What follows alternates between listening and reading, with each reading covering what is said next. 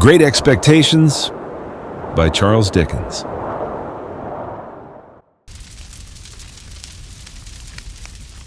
Chapter 45. Turning from the Temple Gate as soon as I had read the warning, I made the best of my way to Fleet Street, and there got a late hackney chariot and drove to the Hummums in Covent Garden. In those times a bed was always to be got there at any hour of the night, and the chamberlain, letting me in at his ready wicket, lighted the candle next in order on his shelf, and showed me straight into the bedroom next in order on his list. It was a sort of vault on the ground floor at the back, with a despotic monster of a four-post bedstead in it, straddling over the whole place, putting one of his arbitrary legs into the fireplace and another into the doorway, and squeezing the wretched little washing stand in quite a divinely righteous manner. As I had asked for a nightlight, the chamberlain had brought me in before he left me, the good old constitutional rushlight of those virtuous days, an object like the ghost of a walking cane, which instantly broke its back if it were touched, which nothing could ever be lighted at, and which was placed in solitary confinement at the bottom of a high tin tower, perforated with round holes that made a staringly wide-awake pattern on the walls. When I had got into bed and lay there footsore, weary, and wretched, I found that I could no more close my own eyes than I could close the eyes of this foolish Argus. And thus, in the gloom and death of the night, we stared at one another. What a doleful night! How anxious, how dismal, how long! There was an inhospitable smell in the room, of cold soot and hot dust, and as I looked up into the corners of the tester over my head, I thought what a number of bluebottle flies from the butcher's, and earwigs from the market, and grubs from the country must be holding on up there, lying by for next summer. This led me to speculate whether any of them ever tumbled down, and then I fancied that I felt light falls on my face, a disagreeable turn of thought suggesting other and more objectionable approaches up my back. When I had lain awake a little while, those extraordinary voices with which silence teems began to make themselves audible. The closet whispered, the fireplace sighed, the little washing stand ticked, and one guitar string played occasionally in the chest of drawers. At about the same time, the eyes on the wall acquired a new expression, and in every one of those staring rounds, I saw written, "Don't go home." Whatever night fancies and night noises crowded on me, they never warded off this "don't go home." It pleated itself into whatever I thought of, as a bodily pain would have done. Not long before, I had read in the newspapers how a gentleman unknown had come to the Hummums in the night, and had gone to bed, and had destroyed himself, and had been found in the morning weltering in blood. It came into my head that he must have occupied this very vault of mine, and I got out of bed to assure myself that there were no red marks about, then opened the door to look out into the passages and cheer myself with the companionship of a distant light near which I knew the chamberlain to be dozing. But all this time, why I was not to go home, and what had happened at home, and when I should go home, and whether Provis was safe at home, were questions occupying my mind so busily that one might have supposed there could be no more room in it for any other theme. Even when I thought of Estella, and how we had parted that day forever, and when I recalled all the circumstances of our parting, and all her looks and tones, and the action of her fingers while she knitted, even then I was pursuing, here and there and everywhere, the caution, "Don't go home."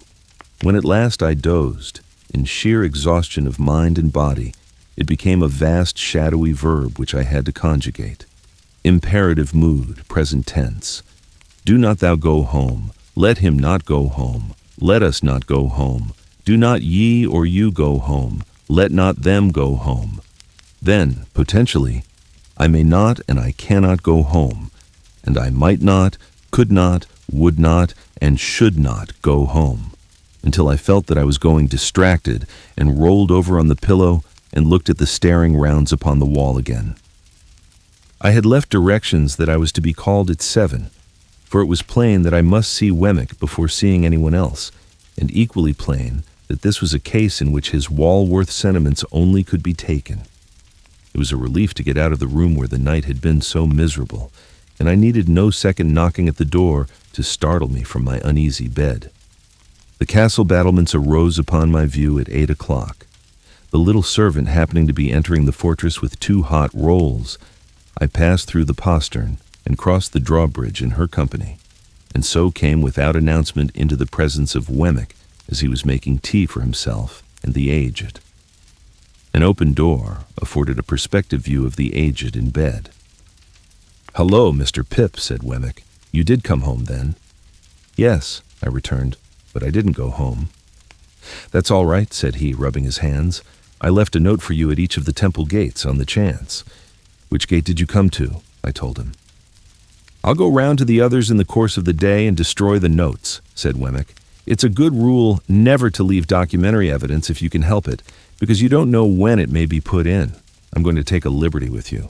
Would you mind toasting this sausage for the aged P?"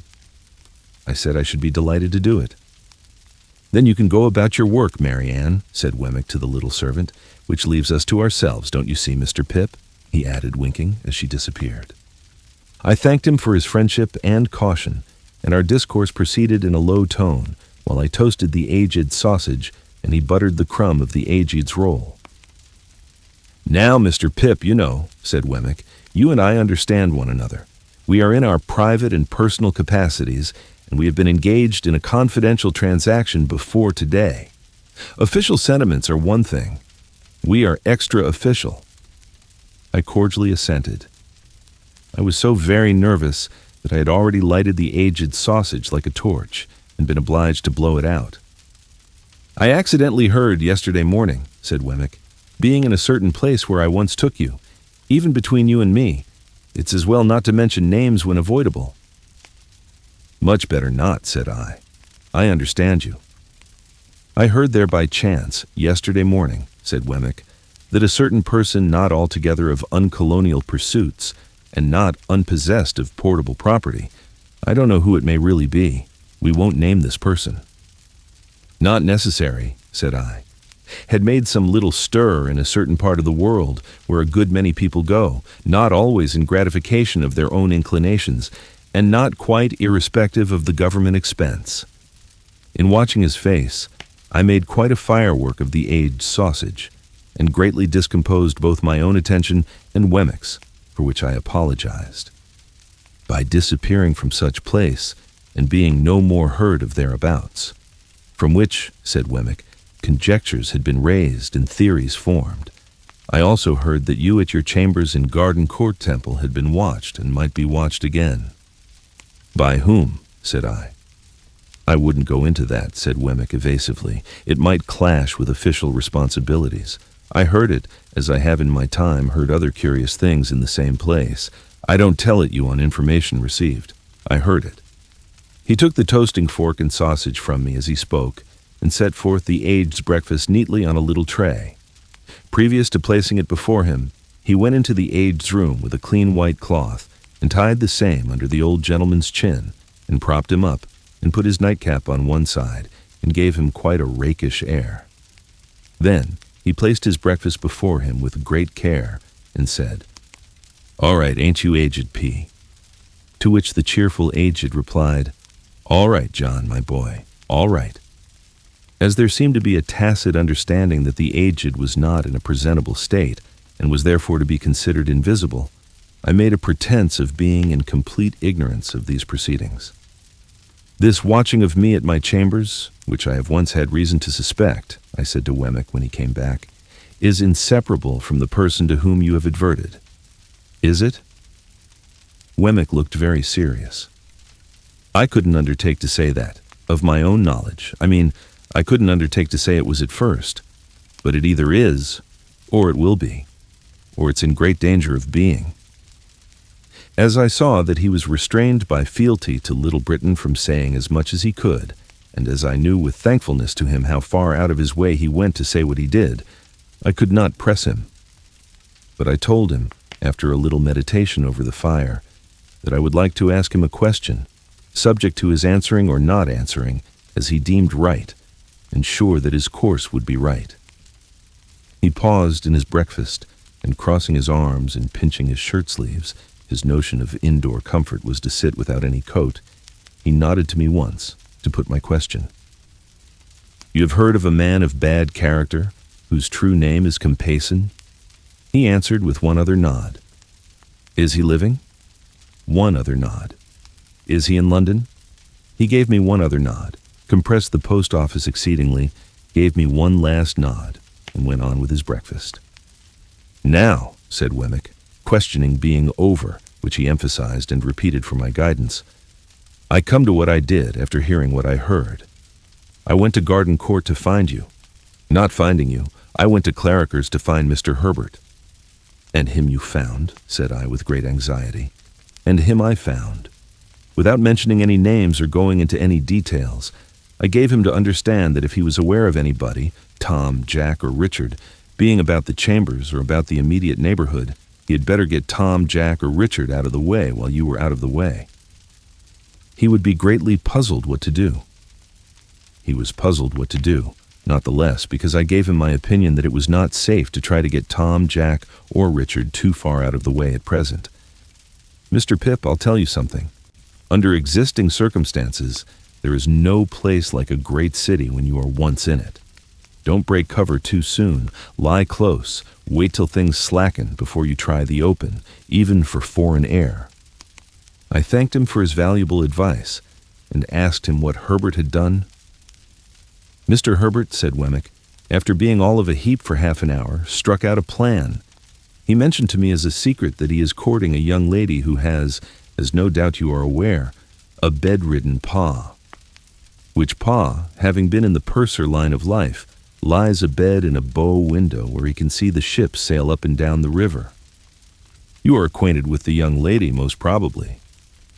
Not personally, said I. The truth was that she had objected to me as an expensive companion who did Herbert no good, and that, when Herbert had first proposed to present me to her, she had received the proposal with such very moderate warmth that Herbert had felt himself obliged to confide the state of the case to me, with a view to the lapse of a little time before I made her acquaintance. When I had begun to advance Herbert's prospects by stealth, I had been able to bear this with cheerful philosophy. He and his affianced, for their part, had naturally not been very anxious to introduce a third person into their interviews, and thus, although I was assured that I had risen in Clara's esteem, and although the young lady and I had long regularly interchanged messages and remembrances by Herbert, I had never seen her. However, I did not trouble Wemmick with these particulars. The house with the bow window, said Wemmick, being by the riverside down the pool there between Limehouse and Greenwich, and being kept, it seems, by a very respectable widow who has a furnished upper floor to let, Mr. Herbert put it to me. What did I think of that as a temporary tenement for Tom, Jack, or Richard? Now, I thought very well of it, for 3 reasons I'll give you. That is to say, firstly, it's altogether out of all your beats, and is well away from the usual heap of streets great and small. Secondly, without going near it yourself, you could always hear of the safety of Tom, Jack, or Richard through Mr. Herbert. Thirdly, after a while, and when it might be prudent, if you should want to slip Tom, Jack, or Richard on board a foreign packet boat, there he is, ready. Much comforted by these considerations, I thanked Wemmick again and again, and begged him to proceed. Well, sir, Mr. Herbert threw himself into the business with a will, and by 9 o'clock last night he housed Tom, Jack, or Richard, whichever it may be, you and I don't want to know, quite successfully. At the old lodgings it was understood that he was summoned to Dover, and in fact he was taken down the Dover road and cornered out of it. Now, another great advantage of all this is that it was done without you. And when, if anyone was concerning himself about your movements, you must be known to be ever so many miles off and quite otherwise engaged. This diverts suspicion and confuses it. And for the same reason I recommended that, even if you came back last night, you should not go home. It brings in more confusion, and you want confusion.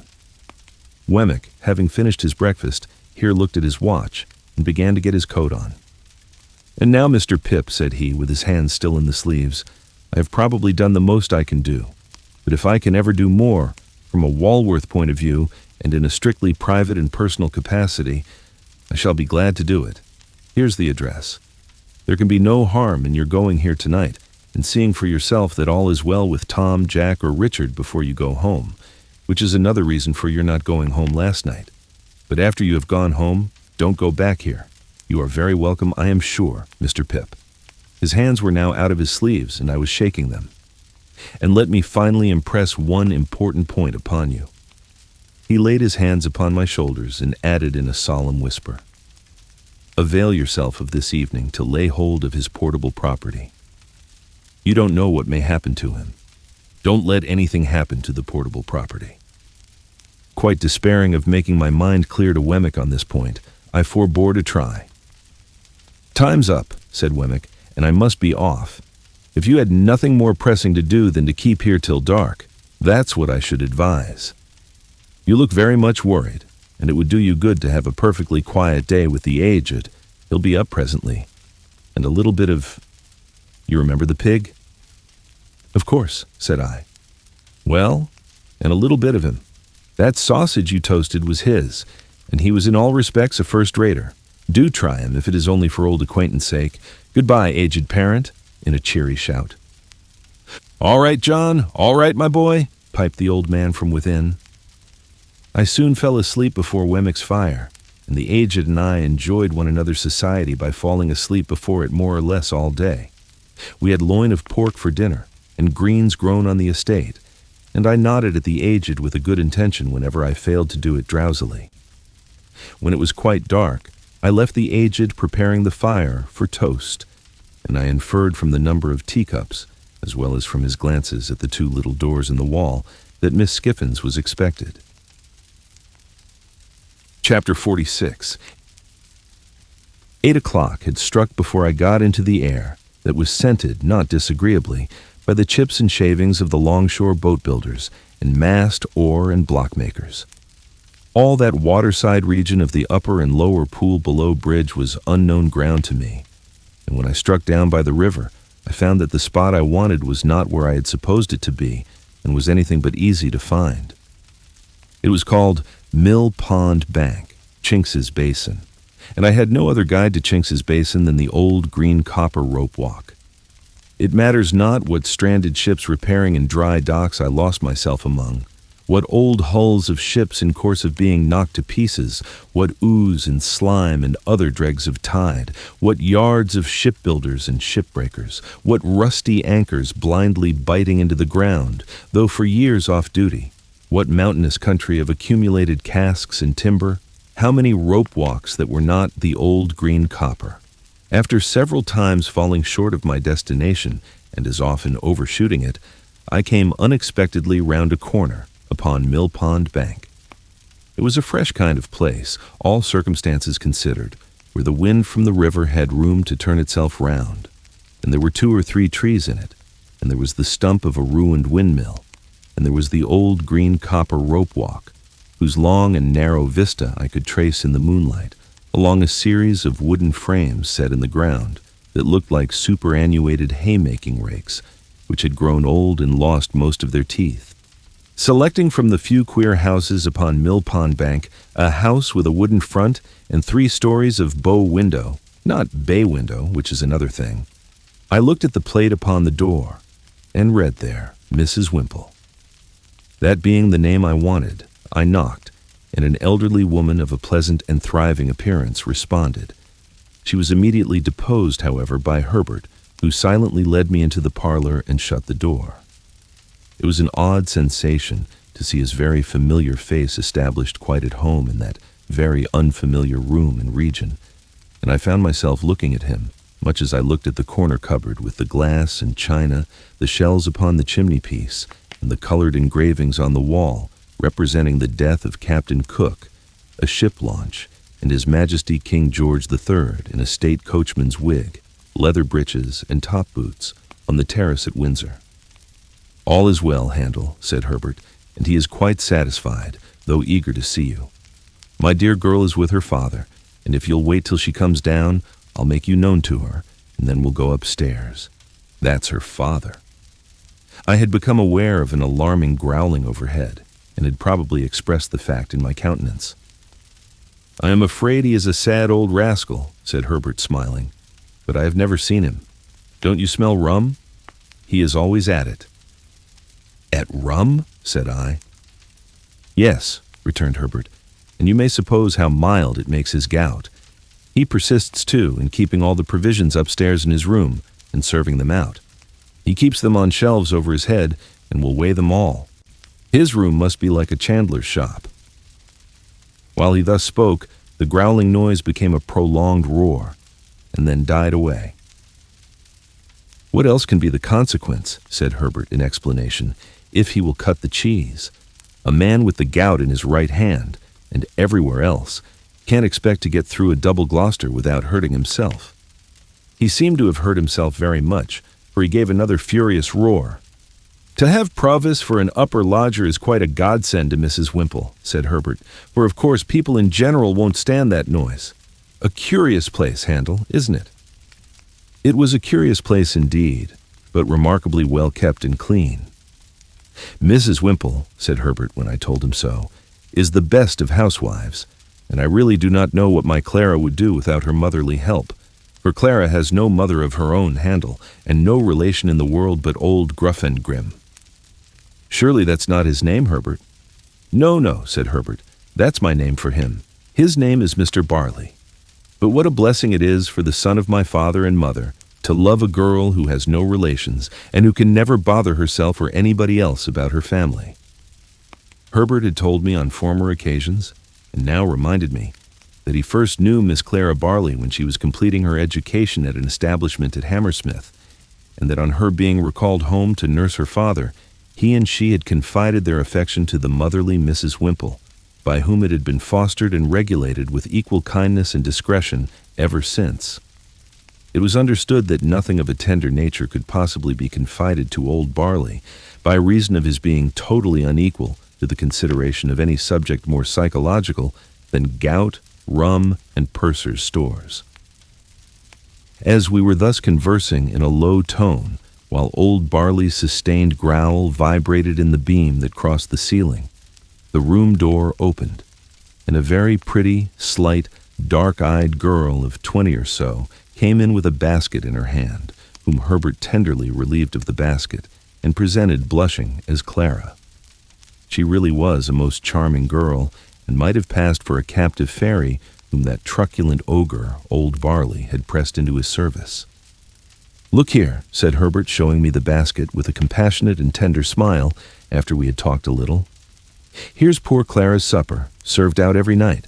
Here's her allowance of bread, and here's her slice of cheese, and here's her rum, which I drink. This is Mr. Barley's breakfast for tomorrow, served out to be cooked. 2 mutton chops, 3 potatoes, some split peas, a little flour, 2 ounces of butter, a pinch of salt, and all this black pepper. It's stewed up together and taken hot, and it's a nice thing for the gout, I should think." There was something so natural and winning in Clara's resigned way of looking at these stores in detail as Herbert pointed them out, and something so confiding, loving, and innocent in her modest manner of yielding herself to Herbert's embracing arm, and something so gentle in her, so much needing protection on Mill Pond Bank, by Chinks's Basin, and the old green copper rope walk, with old Barley growling in the beam, that I would not have undone the engagement between her and Herbert for all the money in the pocketbook I had never opened. I was looking at her with pleasure and admiration, when suddenly the growl swelled into a roar again, and a frightful bumping noise was heard above, as if a giant with a wooden leg were trying to bore it through the ceiling to come at us. Upon this, Clara said to Herbert, "Papa wants me, darling," and ran away. "There is an unconscionable old shark for you," said Herbert. "What do you suppose he wants now, Handel?" "I don't know," said I. "Something to drink?" "That's it," cried Herbert, as if I had made a guess of extraordinary merit. "He keeps his grog ready mixed in a little tub on the table. Wait a moment, and you'll hear Clara lift him up to take some. There he goes!" Another roar, with a prolonged shake at the end. "Now," said Herbert, as it was succeeded by silence. "He's drinking." "Now," said Herbert, as the growl resounded in the beam once more. "He's down again on his back." Clara returned soon afterwards, and Herbert accompanied me upstairs to see our charge. As we passed Mr. Barley's door, he was heard hoarsely muttering within, in a strain that rose and fell like wind, the following refrain, in which I substitute good wishes for something quite the reverse. "Ahoy! Bless your eyes, here's old Bill Barley. Here's old Bill Barley, bless your eyes. Here's old Bill Barley on the flat of his back, by the Lord. Lying on the flat of his back like a drifting old dead flounder. Here's your old Bill Barley, bless your eyes. Ahoy, bless you." In this strain of consolation, Herbert informed me the invisible Barley would commune with himself by the day and night together, often, while it was light, having at the same time one eye at a telescope which was fitted on his bed for the convenience of sweeping the river. In his 2 cabin rooms at the top of the house, which were fresh and airy, and in which Mr. Barley was less audible than below, I found Provis comfortably settled. He expressed no alarm, and seemed to feel none that was worth mentioning, but it struck me that he was softened, indefinably, for I could not have said how, and could never afterwards recall how when I tried, but certainly. The opportunity that the day's rest had given me for reflection had resulted in my fully determining to say nothing to him respecting Compeyson. For anything I knew, his animosity towards the man might otherwise lead to his seeking him out and rushing on his own destruction. Therefore, when Herbert and I sat down with him by his fire, I asked him first of all whether he relied on Wemmick's judgment and sources of information. Aye, dear boy," he answered with a grave nod. "Jaggers knows." "Then I have talked with Wemmick," said I, "and have come to tell you what caution he gave me and what advice." This I did accurately, with the reservation just mentioned, and I told him how Wemmick had heard in Newgate prison, whether from officers or prisoners I could not say, that he was under some suspicion, and that my chambers had been watched, how Wemmick had recommended his keeping close for a time, and my keeping away from him, and what Wemmick had said about getting him abroad. I added that, of course, when the time came, I should go with him, or should follow close upon him, as might be safest in Wemmick's judgment. What was to follow that I did not touch upon, neither indeed was I at all clear or comfortable about it in my own mind, now that I saw him in that softer condition, and in declared peril for my sake. As to altering my way of living by enlarging my expenses, I put it to him whether in our present unsettled and difficult circumstances it would not be simply ridiculous if it were no worse. He could not deny this, and indeed was very reasonable throughout. His coming back was a venture, he said, and he had always known it to be a venture. He would do nothing to make it a desperate venture, and he had very little fear of his safety with such good help. Herbert, who had been looking at the fire and pondering, here said that something had come into his thoughts arising out of Wemmick's suggestion, which it might be worthwhile to pursue. "We are both good watermen, Handel, and could take him down the river ourselves when the right time comes.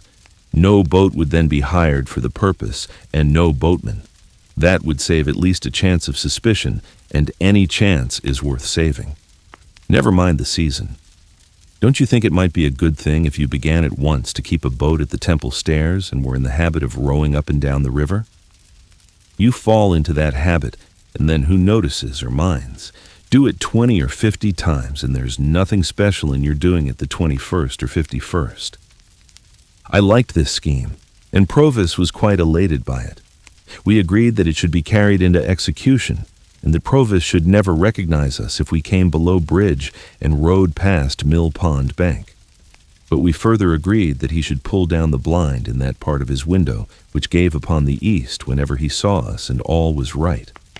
Our conference being now ended, and everything arranged, I rose to go, remarking to Herbert that he and I had better not go home together, and that I would take half an hour's start of him.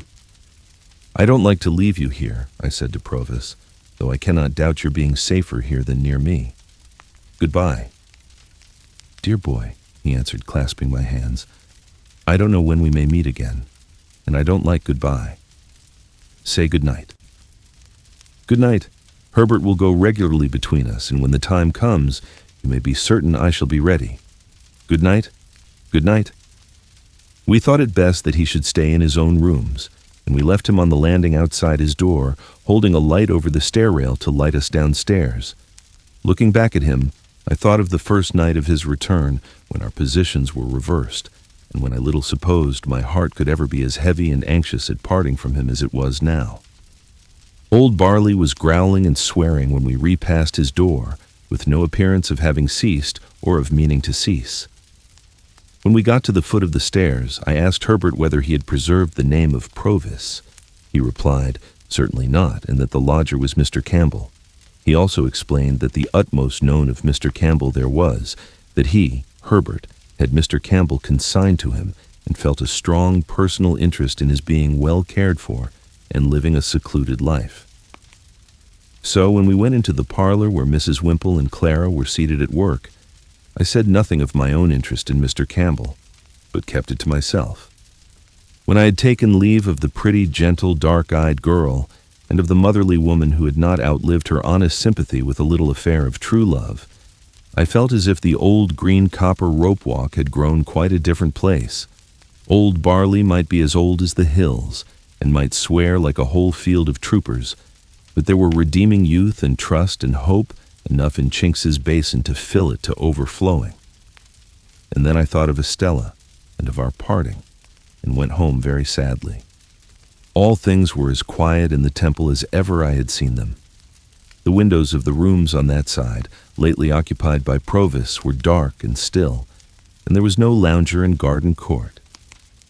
I walked past the fountain twice or thrice before I descended the steps that were between me and my rooms, but I was quite alone.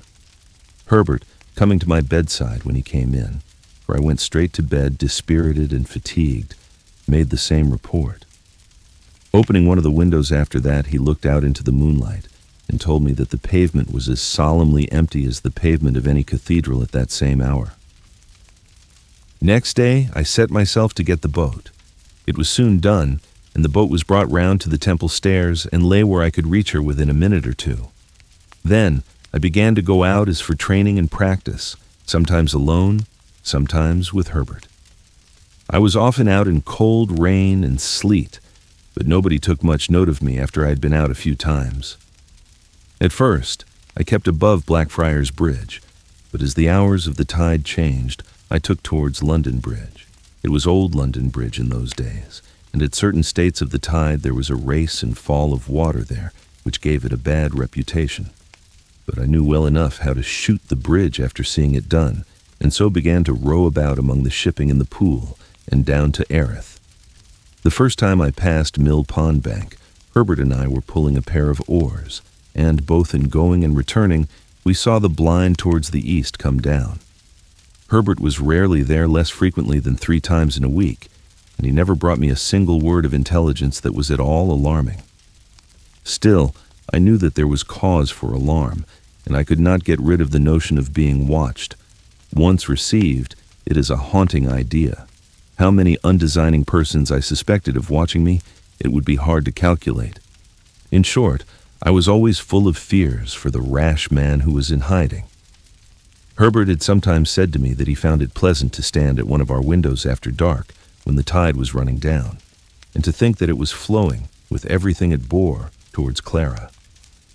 But I thought with dread that it was flowing towards Magwitch, and that any black mark on its surface might be his pursuers, going swiftly, silently, and surely to take him. Chapter 47. Some weeks passed without bringing any change. We waited for Wemmick, and he made no sign. If I had never known him out of Little Britain, and had never enjoyed the privilege of being on a familiar footing at the castle, I might have doubted him, not so for a moment, knowing him as I did. My worldly affairs began to wear a gloomy appearance, and I was pressed for money by more than one creditor. Even I myself began to know the want of money, I mean of ready money in my own pocket, and to relieve it by converting some easily spared articles of jewelry into cash. But I had quite determined that it would be a heartless fraud to take more money from my patron in the existing state of my uncertain thoughts and plans. Therefore, I had sent him the unopened pocketbook by Herbert to hold in his own keeping, and I felt a kind of satisfaction, whether it was a false kind or a true, I hardly know, in not having profited by his generosity since his revelation of himself. As the time wore on, an impression settled heavily upon me that Estella was married. Fearful of having it confirmed, though it was all but a conviction, I avoided the newspapers and begged Herbert, to whom I had confided the circumstances of our last interview, never to speak of her to me. Why I hoarded up this last wretched little rag of the robe of hope that was rent and given to the winds, how do I know? Why did you who read this commit that not dissimilar inconsistency of your own last year, last month, last week? It was an unhappy life that I lived, and its one dominant anxiety, towering over all its other anxieties, like a high mountain above a range of mountains, never disappeared from my view. Still, no new cause for fear arose. Let me start from my bed as I would, with the terror fresh upon me that he was discovered. Let me sit listening, as I would with dread, for Herbert's returning step at night, lest it should be fleeter than ordinary, and winged with evil news. For all that, and much more to like purpose, the round of things went on. Condemned to inaction and a state of constant restlessness and suspense, I rowed about in my boat and waited as I best could. There were states of the tide when, having been down the river, I could not get back through the eddy-chafed arches and starlings of Old London Bridge. Then I left my boat at a wharf near the Custom House, to be brought up afterwards to the Temple stairs. I was not averse to doing this, as it served to make me and my boat a commoner incident among the waterside people there. From this slight occasion sprang two meetings that I have now to tell of. One afternoon, late in the month of February, I came ashore at the wharf at dusk. I'd pulled down as far as Greenwich with the ebb tide, and had turned with the tide. It had been a fine, bright day, but had become foggy as the sun dropped, and I had had to feel my way back among the shipping pretty carefully. Both in going and returning, I had seen the signal in his window, all well. As it was a raw evening and I was cold, I thought I would comfort myself with dinner at once, and as I had hours of dejection and solitude before me if I went home to the Temple, I thought I would afterwards go to the play. The theater where Mr. Wopsle had achieved his questionable triumph was in that waterside neighborhood. It is nowhere now, and to that theater I resolved to go. I was aware that Mr. Wopsle had not succeeded in reviving the drama, but on the contrary had rather partaken of its decline. He had been ominously heard of through the playbills as a faithful black in connection with a little girl of noble birth and a monkey, and Herbert had seen him as a predatory Tartar of comic propensities, with a face like a red brick and an outrageous hat all over bells. I dined at what Herbert and I used to call a geographical chop house, where there were maps of the world in porter-pot rims on every half-yard of the tablecloths, and charts of gravy on every one of the knives. To this day there is scarcely a single chop house within the Lord Mayor's dominions which is not geographical, and wore out the time in dozing over crumbs, staring at gas, and baking in a hot blast of dinners. By and by I roused myself and went to the play. There I found a virtuous boatswain in His Majesty's service, a most excellent man, though I could have wished his trousers not quite so tight in some places, and not quite so loose in others, who knocked all the little men's hats over their eyes, though he was very generous and brave, and who wouldn't hear of anybody's paying taxes, though he was very patriotic. He had a bag of money in his pocket, like a pudding in the cloth, and on that property married a young person in bed furniture, with great rejoicings. The whole population of Portsmouth, 9 in number at the last census, turning out on the beach to rub their own hands and shake everybody else's, and sing, "Fill, fill." A certain dark-complexioned swab, however, who wouldn't fill or do anything else that was proposed to him, and whose heart was openly stated by the boatswain to be as black as his figurehead, proposed to 2 other swabs to get all mankind into difficulties, which was so effectually done, the Swab family having considerable political influence, that it took half the evening to set things right. And then it was only brought about through an honest little grocer with a white hat, black gaiters, and red nose, getting into a clock with a gridiron, and listening and coming out, and knocking everybody down from behind with the gridiron, whom he couldn't confute with what he had overheard. This led to Mr. Wopsle's, who had never been heard of before, coming in with a star and garter on, as a plenipotentiary of great power direct from the Admiralty, to say that the swabs were all to go to prison on the spot, and that he had brought the boatswain down the Union Jack as a slight acknowledgment of his public services. The boatswain, unmanned for the first time, respectfully dried his eyes on the Jack, and then, cheering up and addressing Mr. Wopsle as Your Honor, solicited permission to take him by the fin. Mr. Wopsle, conceding his fin with a gracious dignity, was immediately shoved into a dusty corner while everybody danced a hornpipe, and from that corner, surveying the public with a discontented eye, became aware of me. The second piece was the last new grand comic Christmas pantomime, in the first scene of which it pained me to suspect that I detected Mr. Wopsle with red-worsted legs under a highly magnified phosphoric countenance and a shock of red curtain fringe for his hair, engaged in the manufacture of thunderbolts in a mine and displaying great cowardice when his gigantic master came home, very hoarse, to dinner. But he presently presented himself under worthier circumstances, for the genius of youthful love being in want of assistance on account of the parental brutality of an ignorant farmer who opposed the choice of his daughter's heart by purposely falling upon the object in a flour sack out of the first-floor window, summoned a sententious enchanter, and he, coming up from the antipodes rather unsteadily, after an apparently violent journey, proved to be Mr. Wopsle in a high-crowned hat, with a necromantic work in one volume under his arm. The business of this enchanter on earth being principally to be talked at, sung at, butted at, danced at, and flashed at with fires of various colors, he had a good deal of time on his hands, and I observed, with great surprise, that he devoted it to staring in my direction as if he were lost in amazement.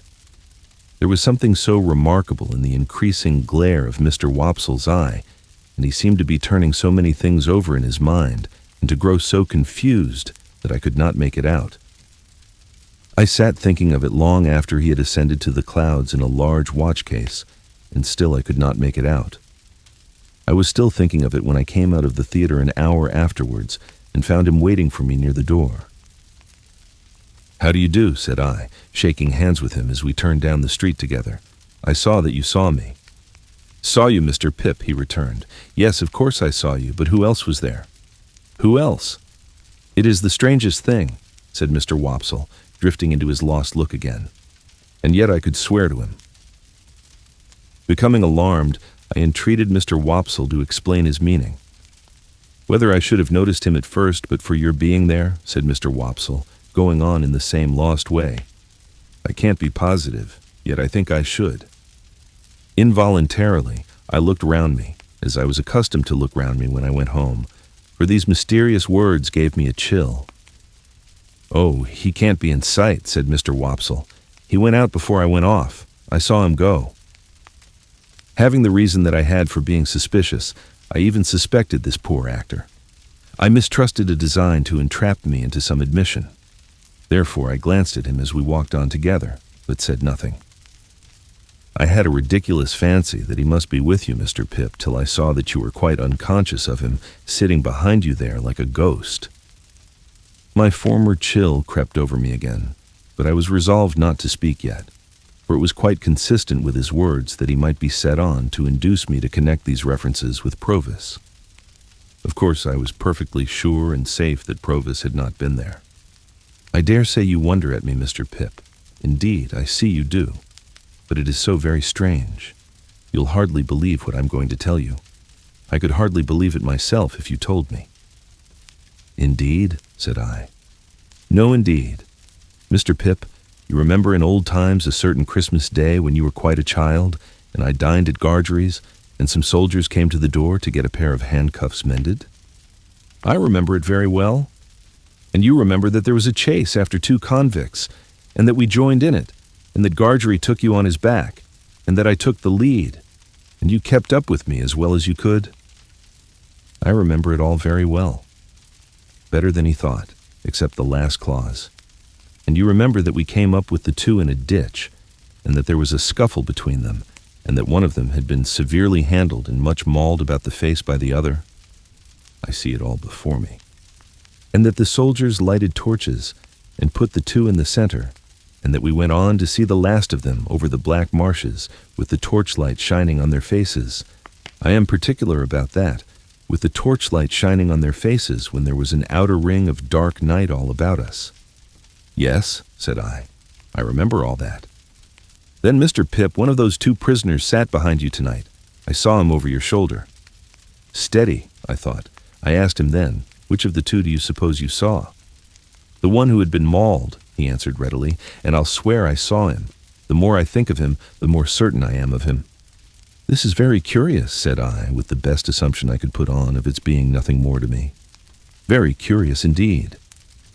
I cannot exaggerate the enhanced disquiet into which this conversation threw me, or the special and peculiar terror I felt at Compeyson's having been behind me like a ghost.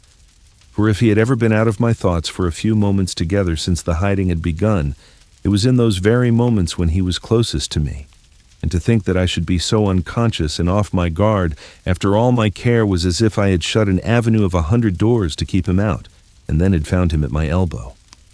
I could not doubt either that he was there because I was there, and that however slight an appearance of danger there might be about us, danger was always near and active. I put such questions to Mr. Wopsle as, when did the man come in? He could not tell me that. He saw me, and over my shoulder he saw the man. It was not until he had seen him for some time that he began to identify him, but he had from the first vaguely associated him with me, and known him as somehow belonging to me in the old village time. How was he dressed? Prosperously, but not noticeably otherwise, he thought, in black. Was his face at all disfigured? No, he believed not. I believed not too, for although in my brooding state I had taken no especial notice of the people behind me, I thought it likely that a face at all disfigured would have attracted my attention. When Mr. Wopsle had imparted to me all that he could recall or I extract, and when I had treated him to a little appropriate refreshment after the fatigues of the evening, we parted. It was between 12 and 1 o'clock when I reached the temple, and the gates were shut. No one was near me when I went in and went home. Herbert had come in, and we held a very serious council by the fire. But there was nothing to be done, saving to communicate to Wemmick what I had that night found out, and to remind him that we waited for his hint. As I thought that I might compromise him if I went too often to the castle, I made this communication by letter. I wrote it before I went to bed, and went out and posted it, and again no one was near me. Herbert and I agreed that we could do nothing else but be very cautious, and we were very cautious indeed, more cautious than before if that were possible, and I for my part never went near Chinks's Basin except when I rode by, and then I only looked at Mill Pond Bank as I looked at anything else. Chapter 48. The second of the two meetings referred to in the last chapter occurred about a week after the first. I had again left my boat at the wharf below bridge. The time was an hour earlier in the afternoon, and, undecided where to dine, I had strolled up into Cheapside, and was strolling along it, surely the most unsettled person in all the busy concourse, when a large hand was laid upon my shoulder by someone overtaking me. It was Mr. Jaggers's hand, and he passed it through my arm. As we're going in the same direction, Pip, we may walk together. Where are you bound for? For the temple, I think, said I. Don't you know? Said Mr. Jaggers. Well, I returned, glad for once to get the better of him in cross-examination. I do not know, for I have not made up my mind. You're going to dine? Said Mr. Jaggers. You don't mind admitting that, I suppose? No, I returned, I don't mind admitting that. And are not engaged? I don't mind admitting also that I'm not engaged. Then, said Mr. Jaggers, come and dine with me. I was going to excuse myself when he added, Wemmick's coming. So I changed my excuse into an acceptance, the few words I had uttered, serving for the beginning of either, and we went along Cheapside and slanted off to Little Britain, while the lights were springing up brilliantly in the shop windows, and the street lamplighters, scarcely finding ground enough to plant their ladders on in the midst of the afternoon's bustle, were skipping up and down and running in and out, opening more red eyes in the gathering fog than my rushlight tower at the Hummums had opened white eyes in the ghostly wall. At the office in Little Britain, there was the usual letter-writing, hand-washing, candle-snuffing, and safe-locking that closed the business of the day. As I stood idle by Mr. Jagger's fire, its rising and falling flame made the two casts on the shelf look as if they were playing a diabolical game at bo-peep with me, while the pair of coarse, fat office candles that dimly lighted Mr. Jagger's as he wrote in a corner were decorated with dirty winding sheets, as if in remembrance of a host of hanged clients. We went to Gerrard Street, all three together, in a hackney coach, and as soon as we got there, dinner was served. Although I should not have thought of making, in that place, the most distant reference by so much as a look to Wemmick's Walworth sentiments, yet I should have had no objection to catching his eye now and then in a friendly way. But it was not to be done. He turned his eyes on Mr. Jagger's whenever he raised them from the table, and was as dry and distant to me as if there were twin Wemmicks, and this was the wrong one.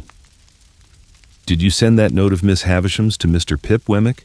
Mr. Jaggers asked soon after we began dinner. "No, sir," returned Wemmick. "It was going by post when you brought Mr. Pip into the office. Here it is." He handed it to his principal instead of to me.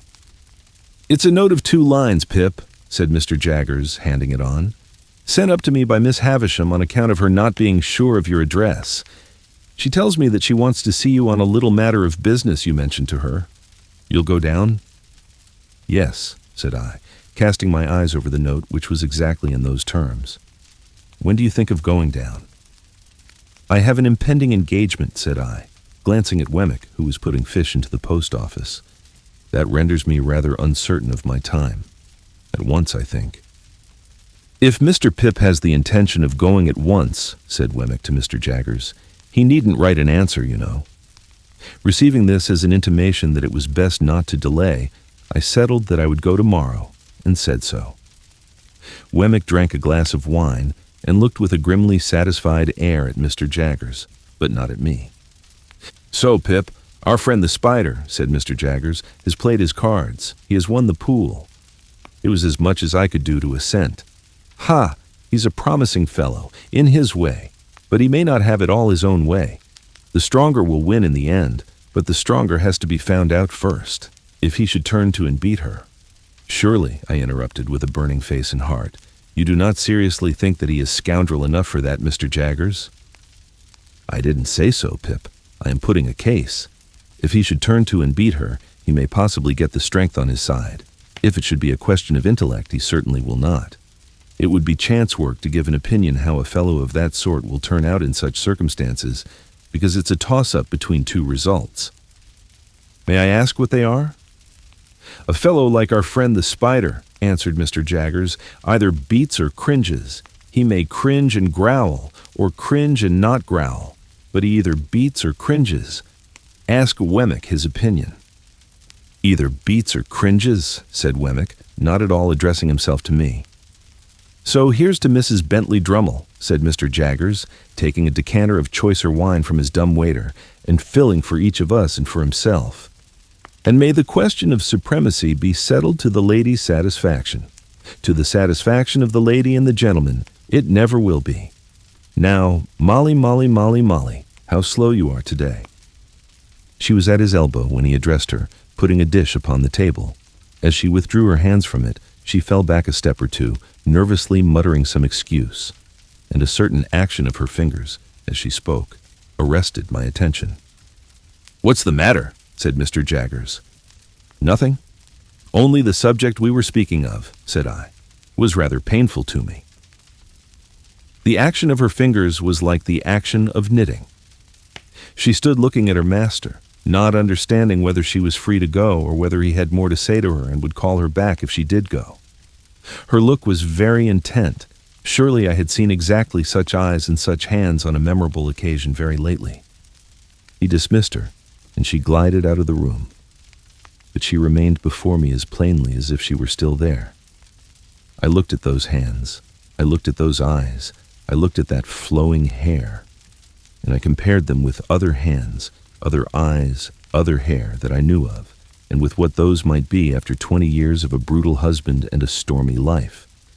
I looked again at those hands and eyes of the housekeeper, and thought of the inexplicable feeling that had come over me when I last walked, not alone, in the ruined garden and through the deserted brewery. I thought how the same feeling had come back when I saw a face looking at me and a hand waving to me from a stagecoach window, and how it had come back again and had flashed about me like lightning when I had passed in a carriage, not alone, through a sudden glare of light in a dark street. I thought how one link of association had helped that identification in the theater, and how such a link, wanting before, had been riveted for me now, when I had passed by a chance swift from Estella's name to the fingers with their knitting action and the attentive eyes. And I felt absolutely certain that this woman was Estella's mother.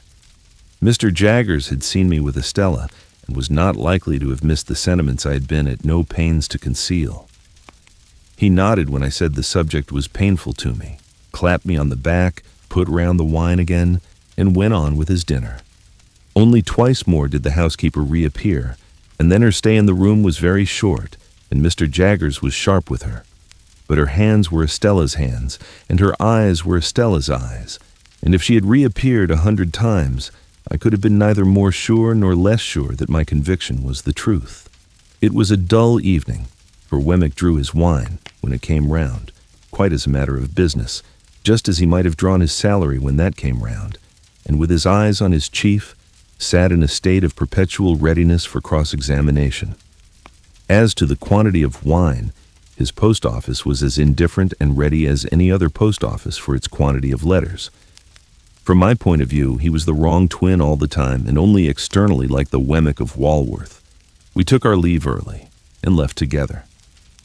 Even when we were groping among Mr. Jaggers's stock of boots for our hats, I felt that the right twin was on his way back, and we had not gone half a dozen yards down Gerrard Street in the Walworth direction before I found that I was walking arm in arm with the right twin, and that the wrong twin had evaporated into the evening air.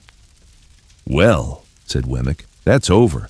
He's a wonderful man without his living likeness, but I feel that I have to screw myself up when I dine with him, and I dine more comfortably unscrewed." I felt that this was a good statement of the case, and told him so. "Wouldn't say it to anybody but yourself," he answered. "I know that what is said between you and me goes no further." I asked him if he had ever seen Miss Havisham's adopted daughter, Mrs. Bentley Drummle. He said no. To avoid being too abrupt, I then spoke of the aged and of Miss Skiffins. He looked rather sly when I mentioned Miss Skiffins, and stopped in the street to blow his nose with a roll of the head and a flourish not quite free from latent boastfulness. "Wemmick," said I, "do you remember telling me, before I first went to Mr. Jaggers's private house, to notice that housekeeper?" "Did I?" he replied.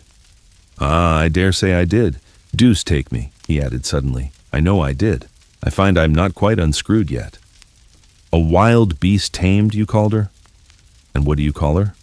"The same. How did Mr. Jaggers tame her, Wemmick?" "That's his secret. She has been with him many a long year. I wish you would tell me her story.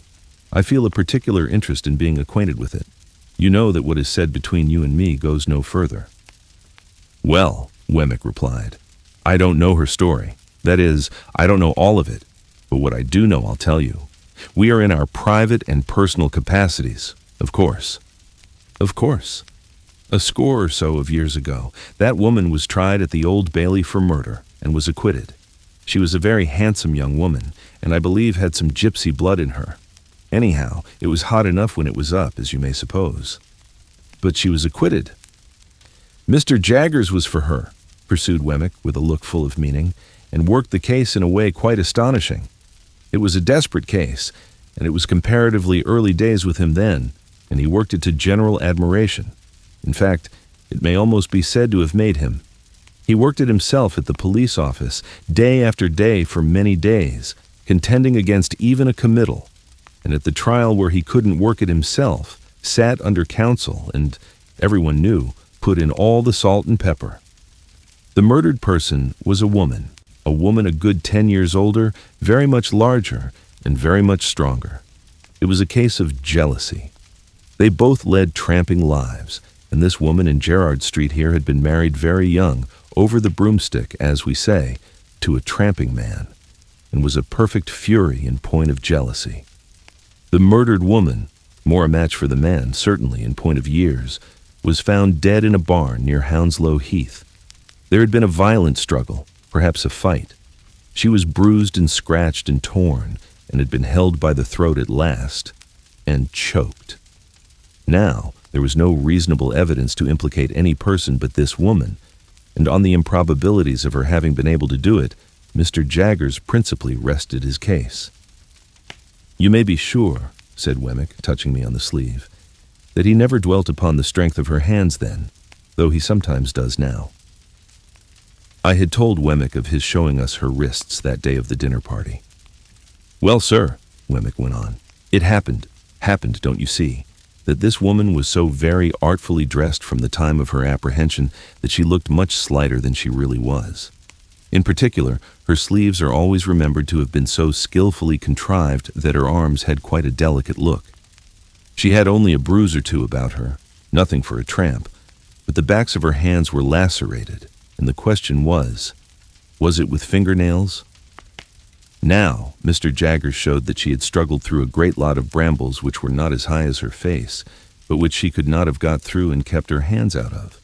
And bits of those brambles were actually found in her skin and put in evidence, as well as the fact that the brambles in question were found on examination to have been broken through, and to have little shreds of her dress and little spots of blood upon them here and there. But the boldest point he made was this: it was attempted to be set up in proof of her jealousy, that she was under strong suspicion of having, at about the time of the murder, frantically destroyed her child by this man, some 3 years old, to revenge herself upon him. Mr. Jaggers worked that in this way. We say these are not marks of fingernails, but marks of brambles, and we show you the brambles. You say they are marks of fingernails, and you set up the hypothesis that she destroyed her child. You must accept all consequences of that hypothesis. For anything we know, she may have destroyed her child, and the child in clinging to her may have scratched her hands.